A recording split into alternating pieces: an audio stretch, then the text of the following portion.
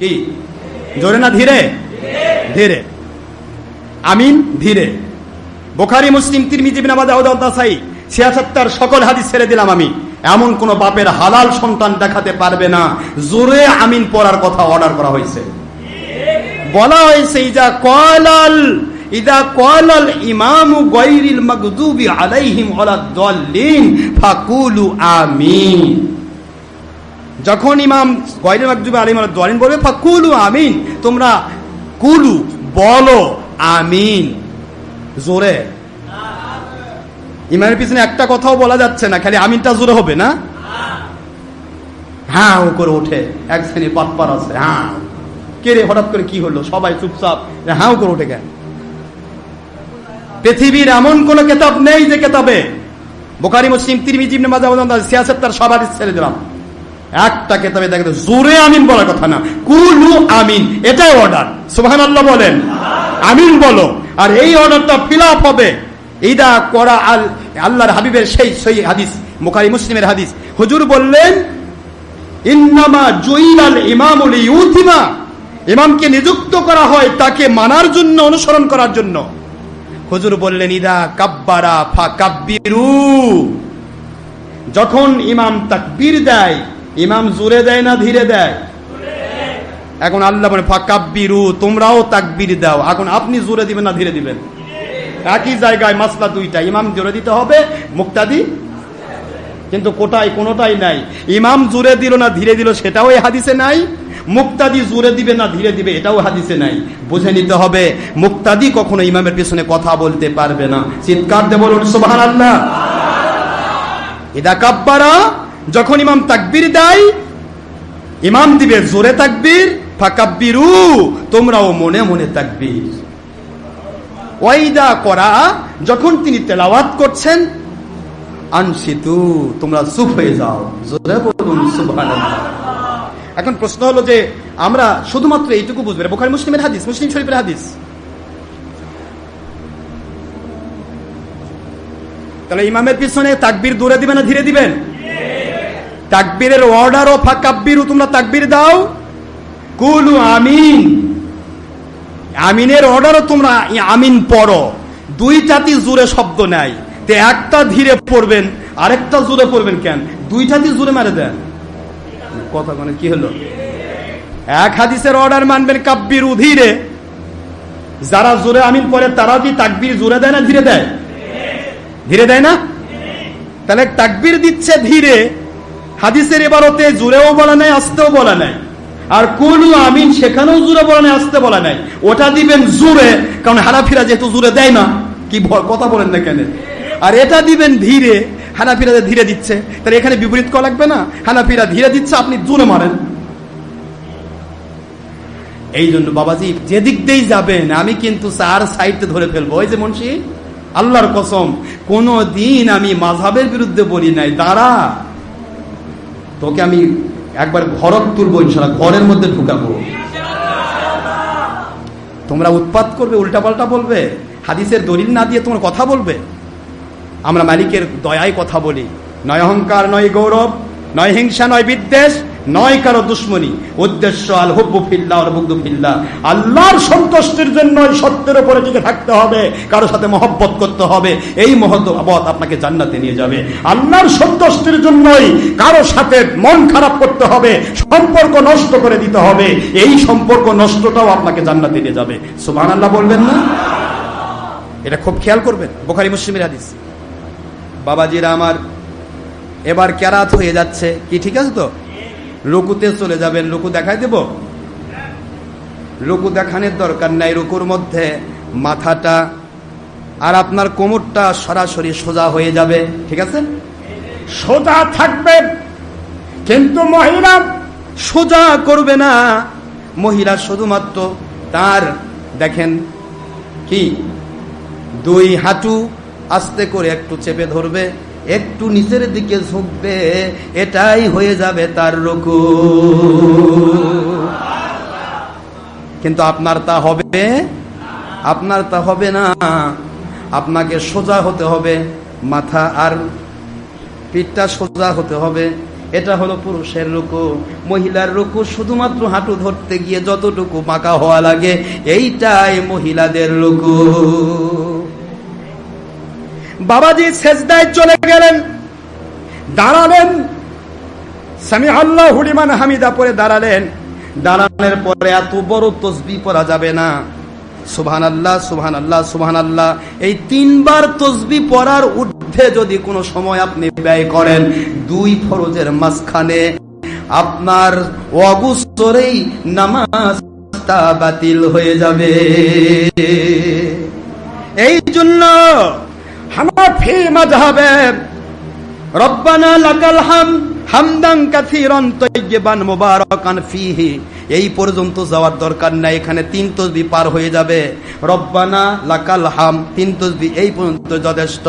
ফরজ নামাজে কখনোই অতিরিক্ত তাসবিহ পড়তে পারবে না, তাহলে তার নামাজটা বাতিল হয়ে যাবে। নফল ইবাদতে, নফল নামাজে, সুন্নত নামাজে আপনি সারাদিন সেজদাত করে থাকেন, সারাদিন সেজদায় সালাতুত তাসবিহ পড়েন, রুকুর মধ্যে সারাদিন দাঁড়ে থাকেন, কোনো সমস্যা নাই। কিন্তু ফরজ নামাজ যেন বাতিল না হয়, কারণ এটা হলো আপনার উপর ফরজ। একবার যদি বাতিল হয়ে যায়, 1 ওয়াক্ত নামাজের জন্য 1 নয় 2 নয় 80 হুব্বা, বুখারী মুসলিমের হাদিস, 1 নয় 2 নয় 80 হুব্বা আপনাকে জাহান্নাম ভোগ করতে হবে যদি আল্লাহ মাফ করে না দেয়। এই জন্য ফরজ নামাজে কোনো অতিরিক্ত নফল তাসবিহর দরকার নাই। নফল আদায় করতে গিয়ে ফরজ যেন ছুটে না যায়। বুঝে আসে? এই জন্য তাসবিহ রব্বানা, না কষ্ট পাচ্ছেন নাকি আপনি? রব্বানা যথেষ্ট। রুকুতে চলে যাওয়া হলো। আপনি কমের পক্ষে 3 বার তাসবিহ পড়বেন। কয়বার? ইমাম কমের পক্ষে 5 বার। কারণ ইমাম যদি 5 বার না পড়ে, পিছনের মুসল্লি 3 বার পড়ার সুযোগ পাবে না। তাসবিহ হয়ে গেল, চলে গেলেন রুকু থেকে সেজদায়। সেজদায় যাওয়ার সময় আপনার হাত আঙ্গুলগুলি সোজা কেবলামুখী থাকবে। বলেন মা, বলেন কি মুখী থাকবে? কেবলামুখী থাকবে। হাঁটু নিচে থাকবে, পাগুলি, পিছনের পাগুলি খাড়া থাকবে। কি প্রথম খাড়া থাকবে, আর আঙ্গুলগুলি যতটুকু ভাঙ্গা যায় কেবলামুখী থাকবে। কথা বোঝেন নাকি আপনারা? এরপরে সেজদার ভিতরে মাঝখান দিয়ে যেন একটা ছাগলের বাচ্চা বের হতে পারে, এরকম ফাঁকা রেখে মাথা আর নিজের পিছনটা এরকম করে রাখতে হবে, যাতে করে ভিতর দিয়ে একটা ছাগল পাস করতে পারে। এটা হলো পুরুষের সেজদা। তাই করে মহিলাকে বিলায়ে দিবেন না। মহিলা সেজদায় যাবে সব সহ মিলিয়ে, হাত, বুক, এই কথা বুঝতেছেন নাকি? উরু সব সহ মিলিয়ে একেবারে শুধু মাথার নাকটা যেন, কপাল আর নাকটা যেন মাটিতে থাকে, আর হাতের আঙ্গুলিগুলি যেন এগুলি বিছিয়ে দিয়ে, পুরুষ যদি এই কনুই পর্যন্ত হাত বিছিয়ে দেয় নামাজ বাতিল হয়ে যাবে। কিন্তু মহিলা যদি কনুই খাড়া করে তার নামাজ বাতিল হয়ে যাবে। বুঝতে পেরেছেন আমার কথা? মহিলা যদি খাড়া করে বুঝবে এটা ওয়াহাবি মহিলা, নয়তো বা মাসলা জানে না। কথা বলছেন না কেন? চলে সব মিলিয়ে সেজদা হবে। সেজদা দিলেন, সেজদার তাসবিহ হয়ে গেল। এরপর আপনি জলসায় বসলেন। প্রথম জলসায় বসে 3 তাসবিহ বেশি যেহেতু পড়া যাবে না। আল্লাহুম্মা গফিরলি ওয়ারহামনি ওয়াহদিনি ওয়ারযুকনি, তাসবিহ 3টা না 6টা। এই জন্য এটা নফল নামাজে হবে, ফরজ নামাজে পড়ার সুযোগ হবে না। কথা কি বুঝে আসে? একটু বোঝার চেষ্টা করবেন। ইমামের পিছনে নামাজ পড়ছেন, ইমাম যদি আল্লাহু আকবার ধ্বনি দেয়, আল্লাহু আকবার ধ্বনি দেওয়ার আগে আপনি রুকুতে যেতে পারবেন না। আল্লাহু আকবার ধ্বনি দেওয়ার আগে দাঁড়াতে পারবেন না। আল্লাহু আকবার ধ্বনি দেওয়ার আগে সেজদায় যেতে পারবেন না। আল্লাহু আকবার ধ্বনি না দেওয়ার আগে আপনি সেজদা থেকে মাথা তুলতে পারবেন না। মনে হয় ইমাম দাঁড়াইছে, এই মনে করে দাঁড়িয়ে গেলেন, ইমাম পড়ে আছে, আপনার নামাজ বাতিল। কথা কি বুঝে যায়? আপনি ইমাম সেজদার ভিতরে অথবা রুকুর ভিতরে ইমাম তাসবিহ পড়েছে, আল্লাহু আকবার শব্দ দিয়ে দাঁড়িয়ে গেছে, ইমামকে ফলো করা ওয়াজিব, আর আপনার তাসবিহ পড়া নফল। এখন কিছু আমার ভান্ডারি ভাই আছে, তবলিগ জামাতের ভাইয়েরা সেজদাত পরে তো পড়েই থাকে, ইমাম আল্লাহু আকবার করে সূরা কেরাত শুরু করেছে, ও পড়ে আছে। মানে কি তসবিহ আলা, তসবিহ পড়া নফল আর ইমামকে অনুসরণ করা। এ মুসলমান, ইমামকে অনুসরণ করতে হবে। আপনার যদি তাসবিহ নাও হয় তবুও তাসবির দরকার নাই, ইমামকে অনুসরণ করে দাঁড়ায় যাবেন, বসে যাবেন। সাবধান থাকতে হবে ইমামের আগে যেন রুকু না যায়, ইমামের আগে যেন সেজদা না যায়। ইমামের পিছনে যদি আপনি কেরাত পড়তে চান, আপনি যদি ইমাম যদি জোরে পড়ে, শোনা ওয়াজিব, যদি শোনা ওয়াজিব, যেহেতু হাদিস কোরআন শরীফের আয়াত অর্ডার করলো, ইমাম যদি জোরে বলে শোনা ওয়াজিব, এখন জোরে বলতেছে না, ধীরে বলতেছে, এখন যদি আপনি মনে করেন আমি একটু পড়তে চাই, তাহলে ইমাম পড়তেছে ইহদিনাস সিরাতাল মুস্তাকিম, আর আপনি যেহেতু গায়েব জানেন না উনি কোথায় পড়তেছেন, আপনি ওভারটেক করে গায়রিল মাগদুবি আলাইহিম ওয়ালাদ-দাল্লিনে চলে গেলেন, আল্লাহর কসম আপনার জানার বাইরে নামাজ বাতিল হয়ে যাবে। রুকুতে আপনি ইমামের আগে গেলে যেমন নামাজ বাতিল হয়, সেজদাতে আগে গেলে যেমন নামাজ বাতিল হয়, আপনার তার নামাজের ভিতরে যদি কেরাত পড়তে চান মনে মনে, এই কেরাত যদি ইমামের উপরে ওভারটেক হয়ে যায়, নামাজ বাতিল হয়ে যাবে। বুঝে আসে না কোনে? না কষ্ট হচ্ছে আপনাদের? তাহলে মহিলা পুরুষের নামাজের নিয়ম কম বেশি আছে, এগুলি খেয়াল রাখবেন। আমি এক কথায় বলে দিয়ে শেষ করি মহিলাদের কথাটা। মহিলাদের বিষয়টা কি, বর্তমানে অনেক জায়গাতে দেখা যাচ্ছে মহিলা পুরুষ একাকার করে ফেল দিচ্ছে, কিন্তু আসলে আল্লাহ পাক বলেছেন মহিলা পুরুষ একরকম নয়। লাইসাত যাকারু কাল উনসা, ডাইরেক্ট কোরআন শরীফ সূরা আলে ইমরান আয়াত শরীফ নম্বর 36। তাছাড়া হাদিস শরীফ এবং ফিকাহের বহু কিতাবাদিতে, সমস্ত সহিহ হাদিস শরীফ, ফিকাহের বহু কিতাবাদিতে পুরুষ মহিলার নামাজের অনেক পার্থক্য বর্ণনা করা হয়েছে। এখন আমি আপনাদেরকে ডাইরেক্ট বলতেছি, হাদিস শরীফের মন্থন করে, যেমন গয়াতুল আওতার সহ রুদ্দুল মুতার, দুরুল মুক্তার, ফতোয়া কাজী খান, আহসানুল ফতোয়া, ফতোয়া দাউলুম দাওবন, ফতোয়া ইমদাদি, ইমদাদুল ফতোয়া, খারেজিদের ফতোয়ার কিতাব, এইটা আহসানুল ফতোয়া, খারেজি ভাইদের ফতোয়ার কিতাব, দাউলুম দাওবন, খারেজি ভাইদের ফতোয়ার কিতাব, তারপরে যত রকমের ফতোয়ার কিতাব আছে সব ফতোয়ার কিতাব একমত। ফতোয়া আলমগিরি, ফতোয়া ইমাম আবেদিন শামী রহমতুল্লাহ, ফতোয়া শামী, যত ফতোয়ার কিতাব সব ফতোয়ার কিতাব একমত। সেই মতটা কোত্থেকে নেওয়া হয়েছে? বুখারী, মুসলিম, আবু দাউদ, তিরমিজি, ইবনে মাজাহ, হাদিসের ভিত্তি দিয়া, দলিল ভিত্তিক মহিলা এবং পুরুষের নামাজকে আলাদা করা হয়েছে। জোরে বলুন সুবহানাল্লাহ। সেইটা কি দেখাই দেব আমি? কথা কোনে দেখে দিই, এই কথাটা শুধু দেখাই দিয়ে শেষ করে দিচ্ছি। মহিলারা তাকবীরে তাহরিমা বলার সময় কাঁধ পর্যন্ত হাত উঠাবে। এই যে কাঁধ, কান পর্যন্ত নয়, মনে থাকবে তো? মহিলারা আস্তিনের ভিতর থেকে হাতুড়ি বের করবে না।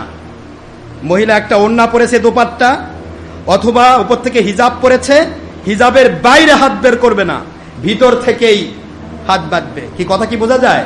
ভিতর থেকেই এইভাবে হাত আস্তে করে এখানে নেবে, ভিতর থেকে। মহিলা আস্তিন থেকে হাত বের করবে না, এটাই, হাতুড়ি বের করবে না। মহিলারা ডান হাতের হাতলি বাম হাতের উপর রাখবে, কিন্তু ধরবে না, রাখবে। কথা কি বোঝা যায়? আমি কিন্তু আপনাদের কেতাব খুলে দেখাচ্ছি, যতগুলি হাদিসের উদ্ধৃতি দিলাম এবং যতগুলি ফেকার কেতাবের উদ্ধৃতি দিলাম, মসলা ফতোয়ার কেতাব, এই উদ্ধৃতি সব আমি আপনাদেরকে বুঝিয়ে দিয়ে সেই কথাটার মন্থন করে শুধু কথাটা বলছি অল্প সংক্ষেপ করার জন্য। কিন্তু সব যদি ডিটেইলস আমি একটা পর একটা বলতে যাই, ঘন্টার পর ঘন্টা সময় লাগবে। এমনি তো বেজে গেল কত, দেখছেন তো কি কথা বুঝতেছেন আপনারা? তা শেষ করে দিচ্ছি। মহিলারা স্তনের নিচে হাত বাঁধবে, পরিষ্কার হাদিসের ইবারত আমাকে বলতেই হবে। কোথায় হাত বাঁধবে? স্তনের নিচে। কি স্তনের নিচে এখানে বাঁধবে নাকি? না, স্বাভাবিকভাবে হাত যদি এভাবে চাপে ধরে এভাবে ধরে, তাহলে স্বাভাবিকই হাতটা কিন্তু স্তনের নিচে যাবে। কথা কি বোঝা গেছে? হাত কি এভাবে ধরলে কি হবে? স্তনের নিচে যাবে না। আর যদি এইভাবে ধরবে স্তনের নিচে, এটা কিন্তু হবে না। তাহলে হাত খোলা লাগলো, হাত চাপানো অবস্থায় এইভাবে হাত তারা ধরবে, তাতে আস্তে করে স্তনের নিচে চলে গেল হাত, আর এই হাতটা আস্তে করে বুকের উপর চলে আসলো। এটা হলো মহিলার হাত বাঁধার নিয়ম। রুকুতে সামান্য ঝুঁকবে, শুধু হাঁটু ধরা পর্যন্ত যথেষ্ট। হাঁটু স্পর্শ করা ফরজ। কথা কি বুঝতে পেরেছেন? এটা করতে হবে, ফরজ তরফ করা যাবে না। তবে সুন্নত আদায়ের ক্ষেত্রে ফরজকে প্রাধান্য দিতে হবে। যেহেতু মহিলার সতর ফরজ, পুরুষের এই সময় কোনো সতর নেই। পুরুষের নাভি থেকে নিচ পর্যন্ত ফতর থাকায় নাই যথেষ্ট, কিন্তু মহিলার পুরা শরীরটাই সতর। জোরে বলুন সুবহানাল্লাহ। এবার আপনারা আরেকটা বিষয় হলো, রুকুর মধ্যে হাতের আঙ্গুল সমূহ, আঙ্গুলের বিষয়টা আমি বলেছি, হাতের আঙ্গুল সমূহ বিস্তার করবে না। আমরা এরকম একটু বিস্তার করতে হবে, মাঝখানে একটু ফাঁকা, কি বুঝতে পারছেন নাকি? কিন্তু মহিলা একবারে চাপায়।